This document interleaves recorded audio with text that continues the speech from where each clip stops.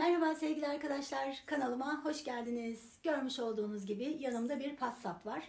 Bunun eski modellerine ya da yeni modellerine sahip olabilirsiniz. Eski modellerde, yeni modellerde mutlaka bu videolardan bir şeyler öğrenecekler. Takipte kalın arkadaşlar. Manuel modellerle elektronik Passatlar arasında farklılıklar var. E6000 ve E8000. Bende E6000 var. Onunla ilgili videolarda gelecek. Sistem aynı ama ondaki farklılıklar elektronik olarak devam ediyor.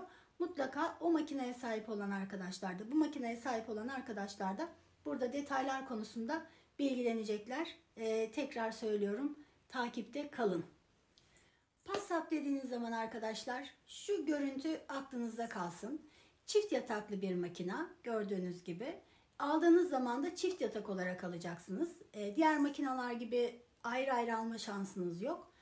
Beraber geldiği için kurulumu da kolay. Hemen ayaklarının üzerine oturtuyorsunuz ve diğer detayları da yerleştirdiğinizde çok daha kısa sürede kullanılır hale getiriyorsunuz. Tabii kurulmuş bir makinaysa, sıfırdan başlayacaksanız o zaman çok fazla ayrıntıya girmeniz gerekir ama muhtemelen herkes şu şekilde temin edecek. Bu yüzden ayakları oturtma kısmı zaten kolay ve sonrasında çardağı ekledikten sonra başlıklarla örgülere devam edebilirsiniz. Ayaklar üzerine oturtuluyor. Diğer makineler gibi her masaya maalesef oturtamıyorsunuz. Beraberinde farklı ayaklar var. Bende şu anda bu çubuk ayaklar var ama daha farklı ayakları da var. Makine gelirken mutlaka ayaklarının beraberinde geldiğinden emin olun. Yoksa yeni bir ayak yaptırmak zorunda kalabiliyorsunuz. Bu nedenle ayaklar önemli arkadaşlar.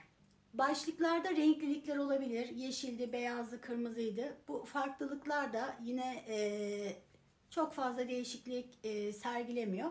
Bu nedenle siz sistem olarak, genel olarak renk değişikliğine takılmadan videoların detaylarını görmeye çalışın arkadaşlar. Böyle ön bilgi olarak biraz bahsettik. Şimdi detaylar için ekranımızı yaklaştırıyoruz. Passat dediğimde bu görsel aklınızda kalsın arkadaşlar. PAF yazıyor. Alman versiyonu Passat'ın.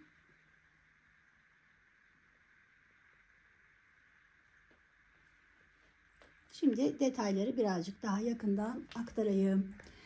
Passat çift yataklı bir makine demiştik. Ön yatağımız ve arka yatağımız. Yatakların birbirinden farklılıkları var. Sebepleriyle beraber şimdi onları açıklayalım. Sıfır noktasından sağdaki son iğneye kadar 90 iğne, soldaki son iğneye kadar 90 iğnemiz mevcut. Bu iğnelerin aynı şekilde her birisi için altında birer tane itici var. Bu iticiler desenli veya boyutlu örgüler yaparken, boyut dediğimde şu kabartmalı örgülerden bahsediyorum. O tip örgüler yaparken biz buradaki iticilerden yardım alarak iğnelerin bu hareketleri gerçekleştirmesini sağlıyoruz. İticiler kullanılmadan iğneler tek başına örgü yapabiliyor. Desenli örgü yaptığımızda İticileri mutlaka göz önünde bulundurmalıyız. İticiler örgü yapılmadığı zamanlarda şuradaki itici yatağında durmak zorundalar. Eğer buradaki kanaldan şöyle küçücük bir hareket dahi yapsa başlıklar yanlışlıkla onları aktif hale getirebilir. İstemeden örgüye dahil olup bozabilirler. Bu nedenle çalışmayan durumlarda iticiler mutlaka yatağında dursun arkadaşlar. Yerinde hepsinin eşit olduğundan emin olun. İticilerle ilgili örgülere tabii ki değineceğiz. Bu kadar basit geçmeyeceğiz. Şimdi ön yatağımızda bulunan diğer parçalara bakalım. Şurada bir sayaç okuyucu var. Şurası bizim örgü sıra sayımızı takip ettiğimiz nokta. Başlık her sağ ve sola gittikçe bunun üzerinden geçiyor ve buradaki sayıyı yükseltiyor arkadaşlar. Bu parçayı mutlaka sıfır noktasında bulunduralım yine. Biz eğer makinamızın farklı yerinde çalışmalar yapıyorsak bunun üzerinden geçtiğinden emin olalım. Aksi takdirde sayaçtaki sayı bizi yanıltabilir. Her iki tarafında bu yaylar var. Diğer tarafına da bakıyoruz. Toplam 4 tane yay. Bu yaylarda bizim burada seçmiş olduğumuz iğnelerin en sonuncusuna takılıyor ve örgülerin bozulmadan, daha doğrusu kenarların bozulmadan örülmesine yardımcı oluyor. Bu nedenle örgülerinizin kenarları bozuluyorsa mutlaka bu yayları en son iğnenize takın arkadaşlar. Şimdi ön yatakta olup da arka yatakta olmayan şeylerden bir tanesi bu. Çünkü bizim sayma noktamız burası. Arka tarafta sayaç göremezsiniz.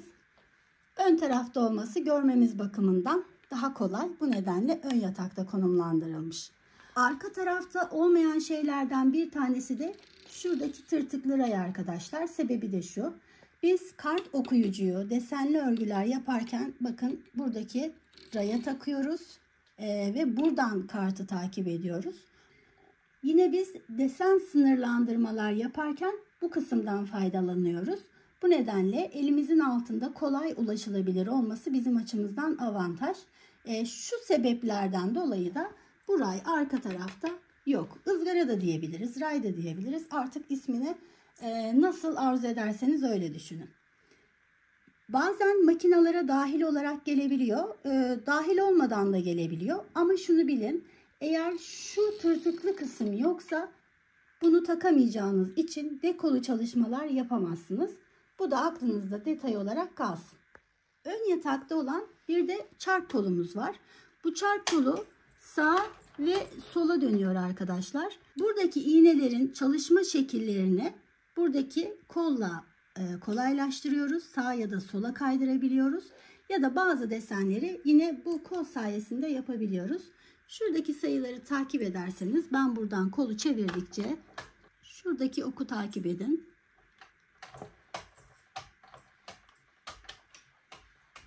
Sağ ve sola çevirdiğim zaman buradaki ok da buradaki sayılar üzerinde geziyor arkadaşlar. Her zaman aklınızda olsun. Ön ve arka yatak çalışmaları yaparken şu kısmın eşit olduğundan emin olalım. Bu kol arkada yok arkadaşlar. Yine ön taraftan kontrolümüzü bu kolla yapacağımız için hemen yakınımızda bir noktada konumlandırılmış. Yanlış pozisyonda duran çark kolu iğneleri direkt etkiliyor. Lütfen bu detayı aklınızdan çıkarmayın. Şimdi plakalar üzerinde bulunan noktalardan bir tanesi mekik yatağı arkadaşlar. Bu 4 mekikli bir makina. Onu nereden anlıyoruz? Mekik dediğimiz şey aslında şu siyah parça. Burası da mekik yuvaları.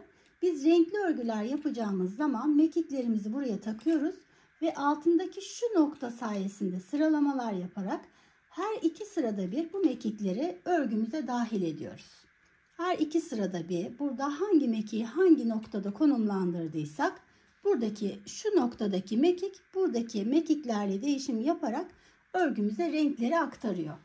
Şimdi buradaki bekleyen mekikler aktif hale geldiğinde başlıkta da şu noktaya yerleştiriliyor. Ve duruş pozisyonu bu olmak zorunda arkadaşlar. Eğer bunu daha yüksek takarsanız mekiğiniz burada takılı değilmiş gibi algılar ve örgünüzü düşürür. O yüzden mekiğin burada doğru takılmış olması çok önemli. Onu da sizlere şöyle göstereyim. Mekik yatağında şuradaki sıralama önemli arkadaşlar. Yine renkli örgülere geldiğimizde buraya değineceğiz. Genelde bu kısım maalesef kullanılmıyor gördüğüm kadarıyla. Elle değiştirilmeye çalışılıyor.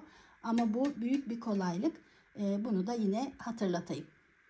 Evet, plakalar üzerinde şu anda bu detayları bilmeniz yeterli arkadaşlar. İlerleyen zamanlarda yine farklı şeyler olursa bunları da size aktaracağım. Başlıklara gelecek olursak başlıklarımız ön yatak ve arka yatağın aynı olduğunu görebilirsiniz. Ön yatakta sayma kısmı var.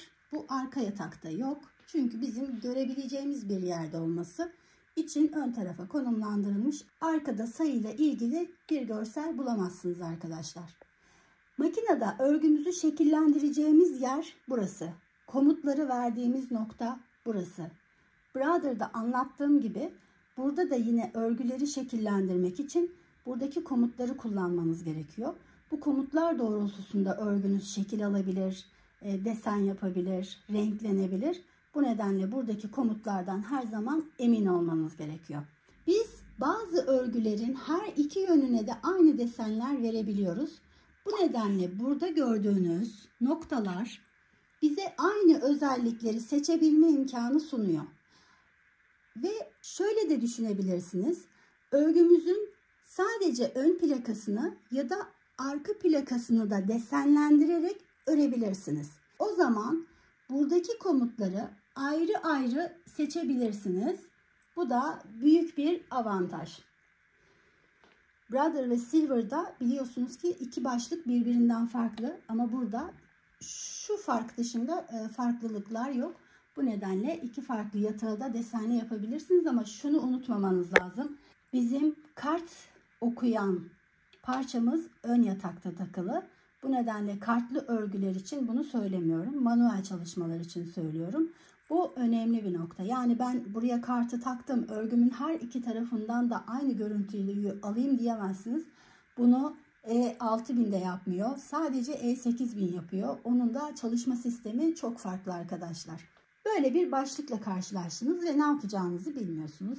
Bakın bütün detaylar aslında burada yazıyor. Şunların açıklamalarını bildikten sonra bu başlıkları da şekillendirebilirsiniz. Şöyle gösterdiğimde ne anlıyorsunuz? Ne sadece düz örgüde kullanılıyor. Yani şurası.